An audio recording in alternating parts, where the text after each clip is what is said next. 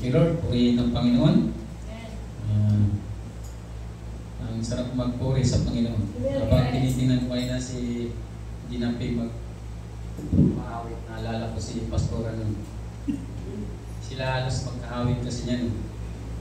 Kanya minsan medyo payat pa rin siya, hindi pa ganyan. Ngayon siksik na. Siksik liglig at kumapaw. Salamat sa Panginoon. Ang ating pag-aaral ngayong umaga ay trust God. Ang pamagat po nito. Tiwala tayo sa Panginoon. Dapat po natin pagkatiwalaan ng Panginoon sa ating buhay. Naalala ko yung isang salamanggero, sabi niya dun sa may announcer siya. Sabi ng announcer, sino ang naniniwala na kaya niyang tawirin yung kabila na doon sa alam rito tulay. Sabi ng maraming nagsasabi, natihiyawan ng tao, naniniwala kami na kaya niya yung tawirin. Nakatawid siya. Maya-maya, tumawid, sabi niya, naniniwala ba kayo na siya ibabalik na may dalang yung wheelbarrow, yung apunta ng sabi niya, oo, naniniwala kami. Daming naniniwala. Pangatlo, sabi niya, naniniwala ba kayo na kaya niyang tumawid na mayroon siyang nakasakay na isang tao dito sa kanyang tinutulak na wheelbarrow? Sabi niya, walang sumagot, walang umimik. Maya-maya, biglang may sumigaw na isang bata. Ako, naniniwala ako. Sumama siya, sumakay siya, at nakarating sila sa kabila. Sabi ng announcer, bakit ka nagtiwala sa taong ito? Ikaw lang na isang bata ang nagtitiwala.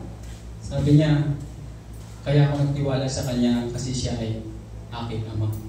Anak pala siya ng salamanggero, kaya pala siya nagtiwala. Kumisan tayo po. Kaya hindi tayo nagtitiwala sa Panginoon. Kumisan, hindi natin iniisip at hindi natin binibigyan halaga ang pagiging ama niya sa atin. Ang tunay na nagtitiwala sa kanyang ama ay ang kanyang mga anak.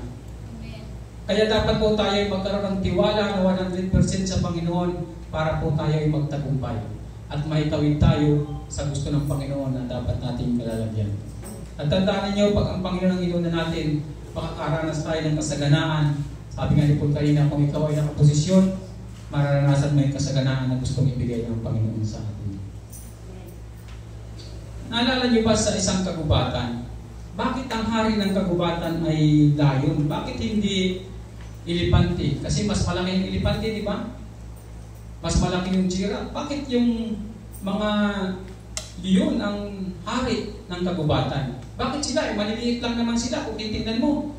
Ang laki-laki ng elepante, pero bakit hindi sila yung hari ng kagubatan samantalang dapat sila? Pero yung leon na maliit lang, siya pa yung hari ng kagubatan. King of the jungle, sabi nga. Pero bakit sila? Alam po ninyo ang leon pag nakakita ng elepante, ang tingin niya pagkain. Kahit siya ay maliit, pero ang tingin niya pagkain. Talagang hindi niya tinitingnan na isang kalaban o isang malaki, kundi pagkain ang tingin niya. Sa buhay po natin, kung ano yung mga pinagdaraanan natin at ang tingin natin dito ay pagkain, madali po natin makamit. Diba? Talagang kahit anong laki, pagkain lang ang tingin nila. At talagang kinakaya nila, nakakain nila.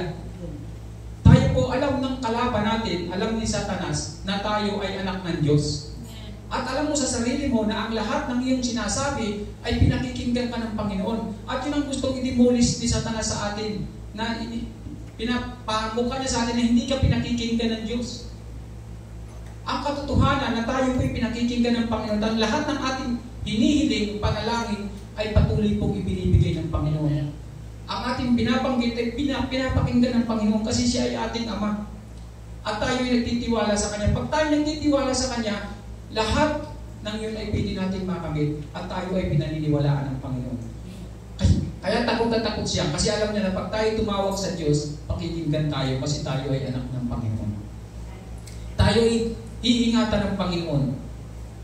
Yung mga gusto natin ay nakakamit natin kasi tayo po ay nagtitiwala sa Panginoon. Kaya tayo ay ginagawa niya ng mga bagay na para tayo ay matanggal sa ating kaisipan na tayo ay anak ng Panginoon. Kasi alam naman natin na ang ating mga panalangin ay pinakikinggan ng Diyos. At tayo ay nagtatagumpay.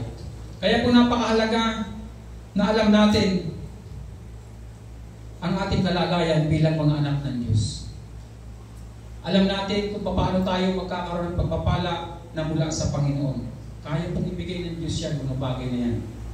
At yung ating panalangin na papakinggan ng Diyos. Alam niyo po ba na ang Diyos ay kayang mag-perform ng lahat ng mga miracle sa buhay natin? Amen.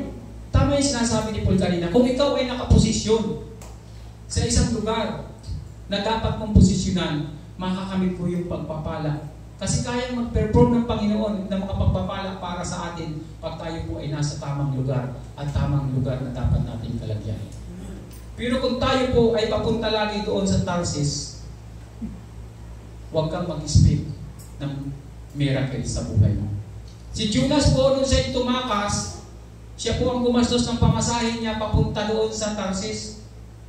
Sumakay siya sa barko. At nung siya tumakas, ang daming tao nadamay sa kanya. Ang daming tao po na doon sa barko nadamay sa kay Judas dahil siya ay lumayo sa Panginoon. Pag tayo po ay hindi sumusunod sa gusto ng Panginoon, asahan ninyo, pagpapunta kayo ng Tarsis, wala pong blessing dyan. Wala pong pagpapala dyan. Ikaw ang gagastos ng biyahe mo. Madadamay pa yung mga taong nadaanan mo. Pero kung ikaw ay sumunod sa Panginoon, lahat po ng tao sa Ninive naligtas at pinakinggan ng Panginoon. At may blessing po pag tayo po ay sa Panginoon sumusunod. Pero pag hindi po tayo sumunod, wala pong blessing. Lagi pong ang blessing ay nasa pagsunod natin sa Panginoon. Pag tayo po'y sumusunod sa Panginoon, magkakaroon po ng blessing sa buhay natin. Lagi ko pong ipinapasok sa ating kaisipan na dapat po ang Diyos ang ating priority sa ating buhay. Siya po dapat ang number 1 sa ating buhay, ang Panginoon po. Dahil pag siya po ang number 1, mayroon pong blessing na ibibigay ng Panginoon sa atin. At ang nagmamahal sa Panginoon ay walang iba kundi ang kanyang mga anak. Hindi mo piling sabihin na mahal mo ang Diyos, pero iba naman ang iyong priority sa buhay mo. Parang kung sinasabi mo, Panginoon, sinasabi mo sa tatay mo, sa nanay mo, mahal kita.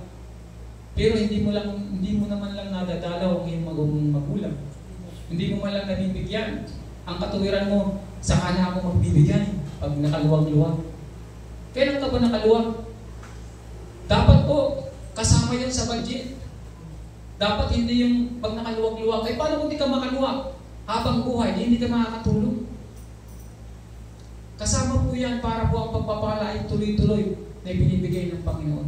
Panginoon, saan na ako magbibigay sa iyo pag ako ay mayroon ng magandang trabaho? Pag malaki na yung sweldo ko, ay hindi ka lumaki ang sweldo, natanggal ka pa sa trabaho. Hindi ka nakapagbigay. Sayang, di ba, yung mga opportunity na pwede mong gawin sa Panginoon. Kaya habang kaya natin pa, mabata pa tayo, kaya natin gumawa sa kalooban ng Panginoon, masunod natin siya. Sabi ko nga, kaya nga ako, habang bata pa, kaya ko pang tumatalon ako sa pagpupuri sa Panginoon. Ay kung umabot ako ng 80 taon na hindi na tumatalon pa, di, isang himala mula sa Panginoon. Kasi dati masakit yung tuhod ko ngayon, nawala na yung sakit ng tuhod ko. Siguro natakot kasi, hindi naman ang pinapansin ito, tumatalon pa rin. Ang blessing po ay galing sa Panginoon. Pag tayo po'y naniniwala sa Panginoon at siya ang ating inuunang ipakikita po ng Diyos na tayo rin po ang priority niya. At yung ating mga kahilingan ay ibibigay ng Panginoon. Kaya po, sa bawat pagpupuri natin sa Panginoon, dapat alam natin kung ano ang dapat natin priority sa buhay natin. Kung titignan ninyo, ang buhay ay napakadali lang. Ang kumbaga yung buhay parang 70 years, 80 years. Karamihan niya ngayon, 60 pataas, ano na eh. Nawawala na. Ganun lang kadali. Pero yung walang hanggang buhay na pangako ng Panginoon, hindi ko alam kung paano ihahalin tulad. Pero ang sabi ng iba, para ka raw dumampot o nagkutsara ng isang kutsarang lupa, kukuhangin. At after 50 years, kukuha ka na naman ng isang kutsara. Hanggang sa maubos mo yung lupa sa mundo, hindi pa yung katulad, hindi pa kayang itumbas sa haba ng buhay na ibibigay ng Panginoon sa atin. Ganun katindi kasi sabi mo, walang langit at ang lupa, ngunit ang kanyang salita ay mananatili hanggang wakas. Ganun po ang kaligayahang ibibigay ng Diyos sa atin. Dito sa mundo, sakit lang ang atin dito. Kahit na makamit, kaya nga sabi ng Panginoon, makamit mo man lahat ng kayamanan sa mundo ito, kung mapapahamak naman ang iyong kaluluwa, wala rin pong saysay. Kaya nga hindi sinasabi ng Panginoon na magtrabaho kayo ng 24 hours. Sabi ng Panginoon, ang kanyang mga anak ay kanyang pinagpapahinga. Kasi hindi natin dapat masyadong pagurin ang ating sarili para lang tayo ay magkaroon ng gusto natin. Kasi hindi mo naman alam yung lahat ng kayamanan mo. Wala kang madadala dito. Kahit anong meron ka dito, kahit ang bahay mo ay hindi na magkasya yung pera mo, wala ka diyang madadala kahit piso pag alis mo sa mundo ito. Pero pag ikaw ay nakaipon ng kayamanan doon sa langit, doon ka magkakaroon ng buhay mo walang hanggan na pangako ng Diyos. Ang tagumpay po natin, ang tunay po na kasiyahan ay mayroon kang kapayapaan sa puso mo. Mayroon kang, hindi ka nag-uwori sa kasi yung mga pangailangan naman natin dito, laging tandaan, isusunod lang yan ng Panginoon pag siya ang inuna natin. Ang salita po ng Diyos ay mga pangyarihan at piling pong maganap at mangyari sa buhay natin. Lagi po tayong pumosisyon kung saan yung gusto ng Panginoon na posisyon natin para ang pagpapala po ay ating pong makamit. Ibibigay po ng Panginoon yan sa atin. Huwag lang po tayong pumunta ng Tarsis. Kasi pag pumunta ka ng Tarsis, baka malulong ka ng malaking isda. Mabuti kung tulad ni Jonas, iniluwa, kung hindi na. Kaya dapat po, lagi natin pakinggan ng Panginoon. Ang sabi po sa Deuteronomy chapter 6 verse 5, ang sabi po dyan, ibigin mo si Yahweh na inyong Diyos ng buong puso, buong kaluluwa, at buong lakas.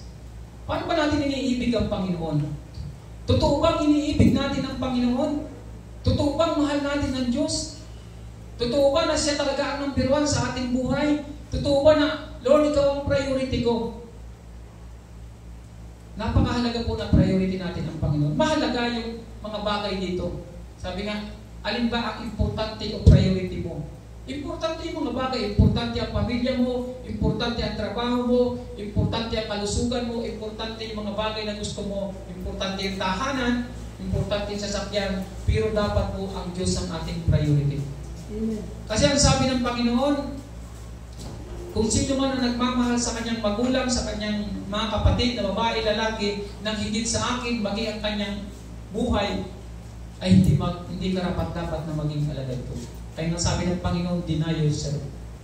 Pasanin mo ang iyong cross at sumunod ka sa akin. Pag lagi po natin pinahalagahan ang Panginoon at siya ang ating pinamahal, lahat po ng ating mga kangailangan o anumang mga bagay na kailangan natin, isinusunod po yan ng Panginoon para sa atin. Ibinibigay yan ng Diyos sa atin. Alam po ninyo maraming bagay na dapat tayong pagpasalamatan sa Panginoon. Alam nyo, hindi mo mga napapasalamatan yung dapat sana. Alam mo, may mga bagay na hindi tayo napapasalamatan sa Panginoon. Dapat kung nakaraang buwan, na-disgrasya ka pero hindi ka na-disgrasya. Hindi mo yun alam eh. Alam mo bakit hindi nangyari yun? Kasi patuloy kang nananalangin at nagpapasalamat sa Panginoon. Amen. Maraming bagay na pwedeng mangyari pero hindi nangyayari dahil kasama mo ang Diyos. Amen. Hindi mo napapagpasalamatan yun. Bakit ako gumaling sa karamdaman ko, hindi ako nagpagamot? Hindi mo alam, pinagaling ka na pala ng Panginoon. Maraming blessing po dumarating sa atin na hindi natin nalalaman at hindi mo napagpapasalamatan sa Panginoon. Bakit? Noong nakaraang taon, buong taon akong pinagpala ng Panginoon, wala akong karamdaman, pero hindi mo napagpasalamat sa Panginoon. Hindi mo alam kung hindi ka nagpatuloy nagpapasalamat, baka kung ano ang nangyari sa iyo. Haba po tayong tumatayo at mayroong lakas, patuloy po tayong magpasalamat sa Panginoon dahil ibig sabihin kasama mo ang Diyos, kaya ka ay nananatiling malakas. Amen. Yung buhay natin, bakit narito tayo? Pagpasalamat po tayo sa Panginoon. Magtiwala tayo sa Panginoon. Mahalin natin ang Diyos para po tayo ay magkaroon ng tunay na pag-ibig sa Panginoon. Talagang nandun po dapat siya ating priority sa buhay natin. Ang ating pong pamilya, iingatan niya ng Diyos. Amen. Iingatan niya ng Panginoon. Pag siya ang inuuna ko, sila rin ang inuuna ng Diyos. Kasi ayaw ng Diyos na tayo'y masasaktan.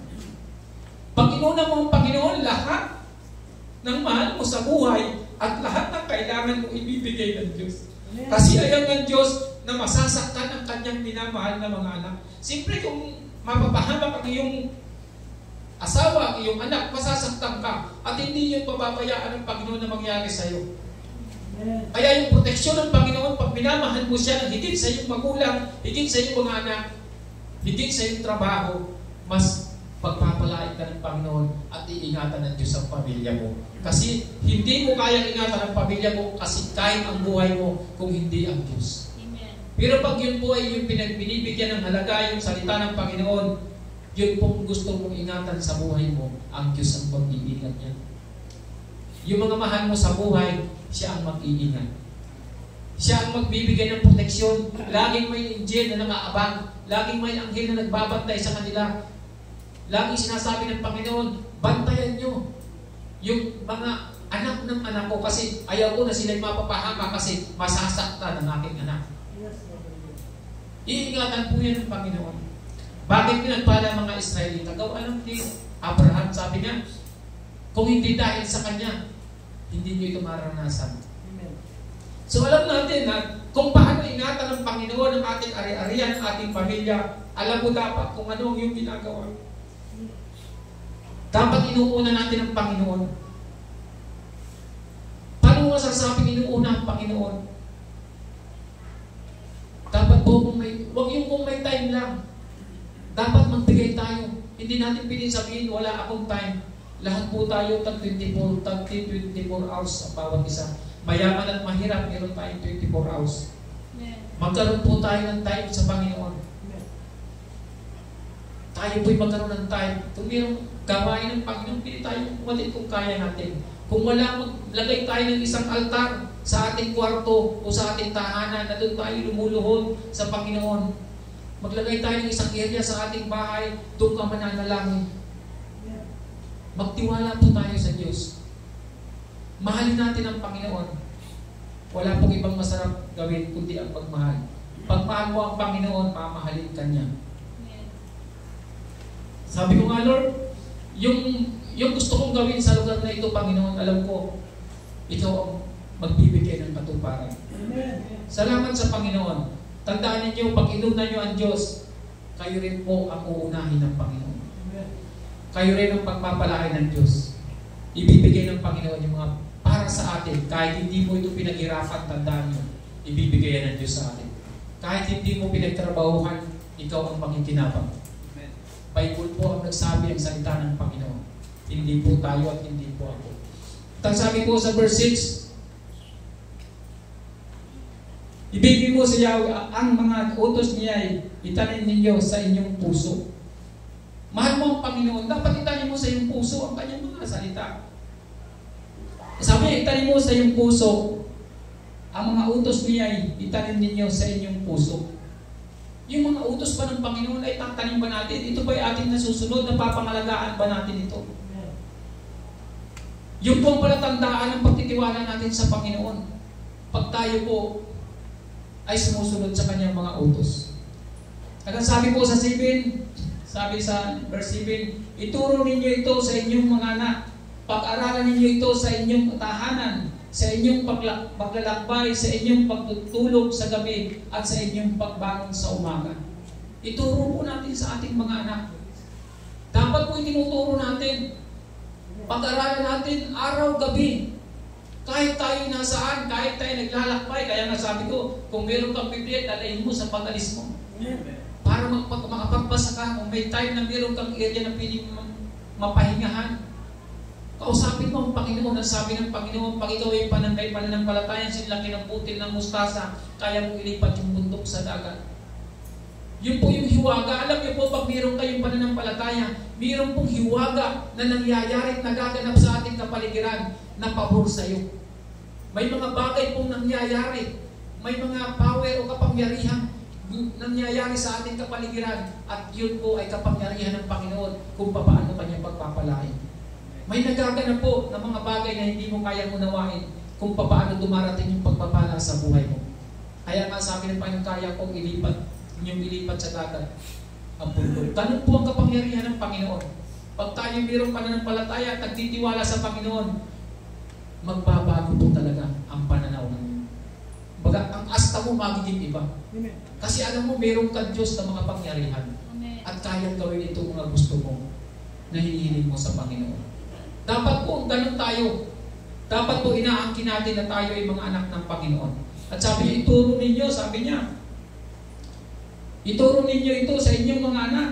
Pag-aralan ninyo ito sa inyong tahanan, sa inyong paglalakbay, sa inyong pagtulog, sa gabi at sa inyong pagbangon sa umaga. Sinasabi ng Panginoon, lagi natin itong ituro at pag-aralan.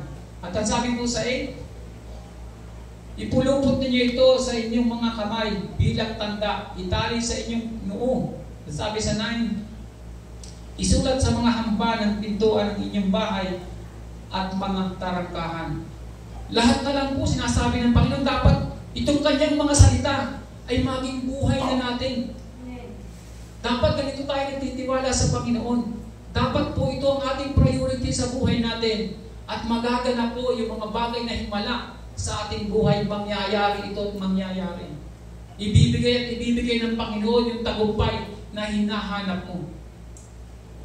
Ibibigay po ito ng Panginoon sa atin. At ngayon po, walang iba po atin dapat bigyan ng pansin ang kanya pong salita. Ang ang unggoy, pag binigyan mo ng Biblia, binigyan mo ng pera na kahit siguro 1 million, tapos isang piling na saging, ang pipiliin ng unggoy yung saging. Kasi hindi niya alam yung 1 million, pwedeng bumili ng 100 truck na saging. Kasi hindi niya alam yun. Tayo po, pag tayo pinapili, ang pipiliin mo yung pera o ito, ang pipiliin mo pera. Kasi hindi mo alam yung kapangyarihan ng salita ng Panginoon na piling ibigay sa iyo. Piling mangyari sa buhay mo yung kapangyarihan ng Diyos. Kaya pag pinapili ka, pag binigay ko ito sa inyo, tapos meron akong hawak na 1 milyon sa kamay ko kabila, sasabihin ko, anong pipiliin mo? Ito ba o itong pera? Pipiliin yung pera. Pag wala kang pagtitiwala sa Panginoon, hindi mo alam na yung pera pili mong makamit. Tandaan niyo na napakahalaga ng buhay natin kaysa sa pera. Kasi po ang pera, kusa lang yung dumarating. Kusa lang yung natin natatanggap. At hindi yan natin pagmamayagin. May isang tao, sabi niya, bibigyan kita ng 10 million. Sabi ng tao, oh sige sir, tatanggapin ko yan. Pero hindi ka na magigising bukas. Umayaw siya, amayaw ko. Hindi ko kailangan ng pera mo. Ibig sabihin, mahalaga ang buhay. Mahalaga ang buhay natin. Kahit siguro 10 milyon ibigay sa iyo dyan, ngayon paglabas mo, bibigyan na 1 milyon. Matulog ka na, bukas di ka na magigising. Hindi ka na, hindi mo tatanggapin, ayaw ko niyan. Hindi ko kailangan. Nagpapatunay po na ang buhay, kaya sabi ng Panginoon, makamit mo man ang kayamanan sa mundong ito, kung mapapahamak naman ang iyong kaluluwa, wala rin po itong halaga. Kaya tayo yung mga edad dyan ng mga 50 pataas, mag-relax na kayo. Kasi binigay na kayo ng Panginoon ng time. Buhay pa kayo eh. Panahon na para mag-relax at maglingkod sa Panginoon. Huwag niyo nang pahirapan ang sarili niyo. Magpakudkod, gawin ang lahat. Hindi na po yan para sa atin. Meron na lang tayong 20 to 30 years sa mundong ito. Huwag natin itong sayangin. Magtiwala tayo sa Panginoon. Maglingkod tayo sa Diyos. Alam niyo kung bakit? Kasi pag tayo po nakapaglingkod sa Panginoon, yung ating pong mga anak, mananagana. Umalis man tayo sa mundong ito, meron tayong buhay na walang hanggan, ang ating pamilya nakakilala pa sa Panginoon, at silang lahat. Darating ang panahon, makakasama natin. Ang hirap kaya nung 1,000 years ka na sa langit, wala ka pang nakikita ang pamilya mong dumarating. Ibig sabihin, ibang lugar ang napunta. Masakit yun. Masakit yun. Kasi alam naman natin sa mundong ito, lahat tayo lilipas. Pero isipin mo, nandun ka na sa langit, 1,000 years ka na, wala ka nakikita kasamahan mo doon. Dahil hindi mo ito naipakilala sa kanila ang salita ng Panginoon. Hindi mo man lang naibahagi sa kanila kasi hindi nakita sa iyo yung pagpapahalaga mo sa salita ng Diyos.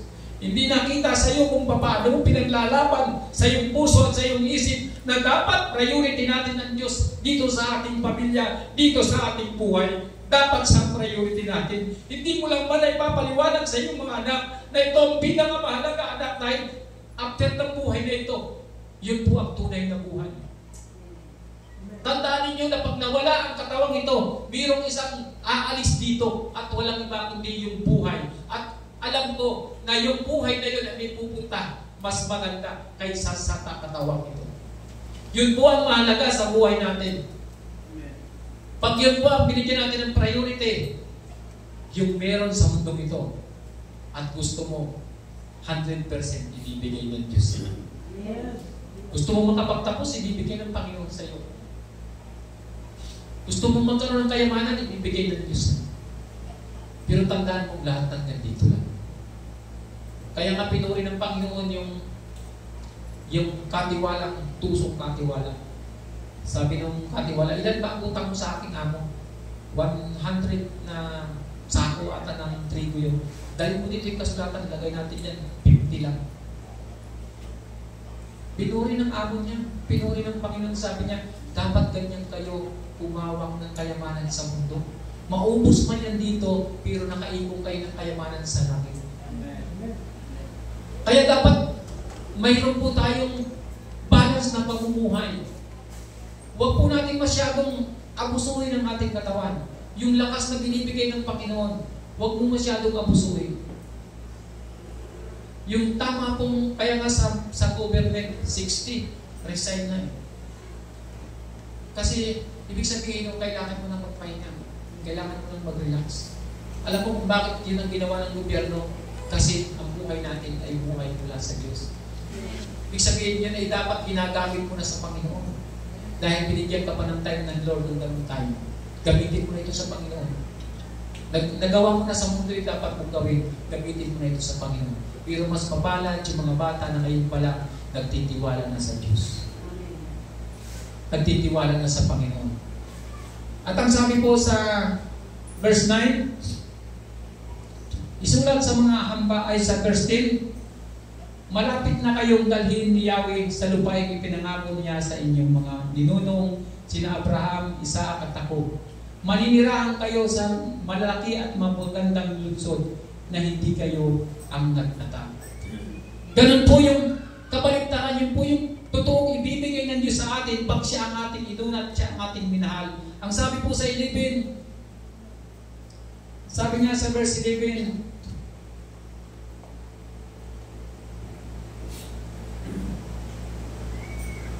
titira kayo sa mga tahanang sakana sa lahat ng bagay, ngunit hindi ninyo pinaghirapan. Iinom kayo ng tubig na galing sa mga balong, hindi ninyo hidukay. Mamimitas kayo sa mga ubasan at sa mga ulibong hindi ninyo itinanim, kung kayo'y naroon at masagana na sa lahat ng bagay. Sabi po sa 12, huwag ninyong kalilimutan si Yahweh na naglabas sa inyo sa Egypto, sa bayan ng pagkalipin. Dati po tayo ay alipin at bihag. Walang kalayaan. Pero sabi ng Panginoon, pag siya ang ating minahal, kakain ka ng pagkain. Kakain ka ng mga prutas na hindi mo itinanim. Titira ka sa mga tahanang hindi ikaw ang gumawa. Yung mga bagay na kailangan mo, i-prepare na ng Diyos. Pag siya ang inuna mo, maninirahan kayo sa lungsod na hindi kayo nagtayo. Maninirahan kayo sa tahanan ng hindi kayo nagpagawa. Iinom kayo ng tubig sa balong hindi ninyo hitukay. Mamimitas kayo ng mga prutas sa punong hindi ninyo itinanim. Ganun po ang pagpapala ng Panginoon na kayang ibigay sa mga taong mayroong tiwala sa Kanya. Pag tayo po'y nagtitiwala sa Panginoon, mayroong pong mga bagay na hindi mo maunawaan na kayang gawin ng Diyos sa buhay. Na kaya pong ibigay ng Diyos sa atin. At yan po ay lagi kong naranasan. Hindi lang po, minsan, hindi lang ilang beses, kundi lagi ko pong naranasan yung mga bagay na binibigay ng Panginoon. Yung mga himalang bagay na aking naranasan. Sabi ko nga, ngayon pala, ang imposible sa atin ay posible lagi pag ikaw ay nasa Panginoon. At yung nangyayari nung una, sa panahon ng Panginoong Hesus, nangyayari po hanggang ngayon. Sa panahon nila Moises, panahon nila, yung po ay nangyayari din ngayon. Nararanasan po natin. Dahil siya po ang Diyos natin noon, ngayon at magpakailanman. Sabi po sa ating 10 verse. Kaya nangyayari po yung mga himalang bagay na yan. Mayroong kapangyarihan po na nabubuo sa ating pagkatao pag siya po ang ating inuuna. Mag-enjoy po tayo sa paglilingkod natin sa Panginoon. Magtiwala lang tayo sa Diyos. Kaya po tayong pagpalain ng Panginoon. Huwag niyo masyadong pahirapan ang inyong katawan. Kung kaya mo naman ng mag-relax ka. Huwag na masyadong 24/7 na yung trabaho mo. Gawin mo yung gustong ipagawa ng Panginoon. Yan po ang number 1 gusto ng Panginoon sa atin. Kasi yung pagpapala, gipin na po sa atin. Ibinigay na ng Panginoon. Ibinuhos na ng Panginoon yung pagpapala sa atin. Gipin na po yan. Ibibigay na yan ng Diyos sa atin. Kaya pinagpala na po tayo ng Diyos. Basta't magkaroon lang tayo ng pagtitiwala sa Kanya. Ito lang ang gusto kong challenge na gusto kong sanang gawin ninyo. Sa bawat tahanan ninyo, tipunin ninyo ang inyong mga anak. Pagdating ng hapon, manalangin kayo. Kung hinihirap pa kayong manalangin, matututo kayong manalangin. Magbasa kayo ng salita ng Panginoon. Lumuhod kayo sa Panginoon, manalangin kayo. Ang inyo pong tahanan, maninirahan ang presensya ng Diyos, ang Espiritu ng Panginoon na siyang mananaan sa bawat pamilya ninyo. Mabubuo kayong masaya at maganda ang magiging buhay ninyo dito sa mundong ito. Ibinigay ng Diyos sa atin. Tinanggal na tayo sa ihinto. Hindi na tayo alipin. At hindi ka na rin utusan. Tayo po ay malaya na anak ng Panginoon. Kaya darating ang panahon, hindi na kayo mangungutang, kayo na ang magpapautang. Dahil yan ang pangako ng Diyos sa atin. Kung tutuparin lang natin, unahin natin ang Diyos sa ating mga tahanan, tayo po'y manalangin, tayo po'y lumuhod sa Panginoon, magbasa ng Kanyang salita. Araw-araw po natin itong gawin. Mayroong pong mangyayaring maganda sa buhay ninyo, sa inyong pamilya.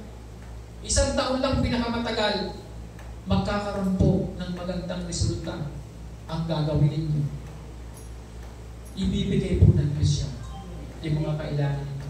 Manalangin tayo, magtiwala tayo sa Panginoon. Patuloy tayo manalangin. Kung akala mo walang nangyayari sa pananalangin, akala mo parang ordinary lang naman, parang ganun pa rin lang naman. Hindi po totoo yun. Ang totoo, bawat binibigkas natin na salita ng Diyos, ito po ay mayroong halaga. Ito po ay mayroong ginagawa sa buhay natin.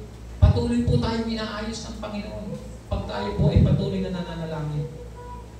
Kaya huwag po tayong matutulog nang hindi nagbabasa ng salita ng Panginoon. Kahit 2 verse. Isang verse, wala pang 1 minute. Ang isang verse, hindi po yan makakasira ng ating oras. 2 verse, 2 minuto, 5 verse, 5 minuto, mahaba na yun. Manalangin ka ng 10 minutes, kung maglaan kayo ng pamilya mo ng kalahating oras, o ngayon anak, ikaw ang magbiminsahe. Kahit yung mga bata pa na marunong magbasa, ikaw, paliwanag mo yung isang verse. Pabasa mo sa kanya, anak, anong naunawaan mo dyan? Para po maging habit na natin. Kahit tayo ay wala sa kalangitan, dapat po ang batas ng Diyos na ating Ama sa kalangitan, dapat yun ang nasusunod sa ating mga tahanan. Dapat po siya po ang ating priority para po ang kapangyarihan ng Diyos ay maranasan natin.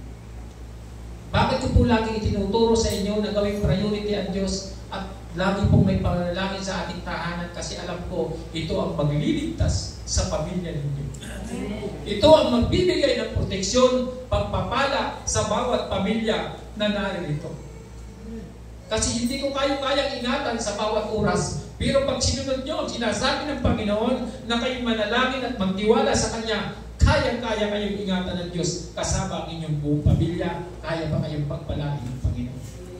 Kaya po gusto ko maranasan ninyo yung mga bagay na yon. Gusto ko maitanim sa puso ninyo ang salita ng Panginoon dahil ito po, salita ng Panginoon, ito po ang magliligtas sa inyo. Hindi po ako. Pero pag ginawa ninyo ito, mapuprotektahan lahat ng ari-arian ninyo at lahat ng pamilya ninyo at ang kayamanan gusto nyo, makakamit nyo pa ito. Lagi po kayong manalangin. Iingatan kayo ng Diyos. Yung mga anak ninyo, turuan ninyong manalangin. Huwag kayong magkatubili na sundin ang salita ng Panginoon. Magbasa kayo kahit hindi maraming verse. Araw-araw po, ang inyong pamilya, mag-ipon-ipon kayo sa inyong tahanan.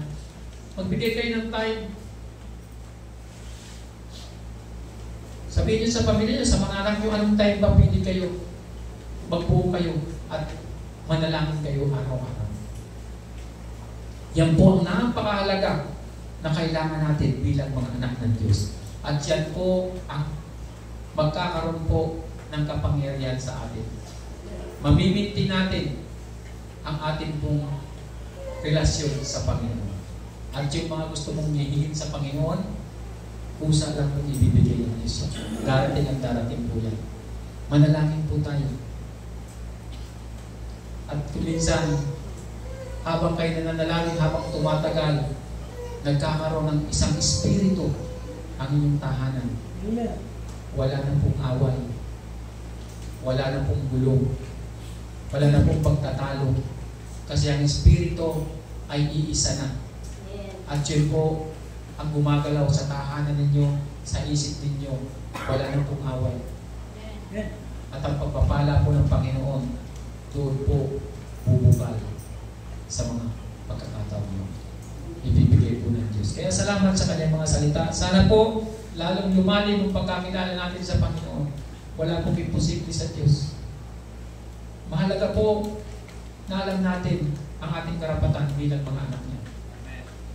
Mahalin natin ang Panginoon at pag minahal mo siya, ligtas ka, pati ang iyong pamilya. At yung pagpapala, ibibigay po ng Diyos. Salamat sa kanyang mga salita. Tayo po manalangin.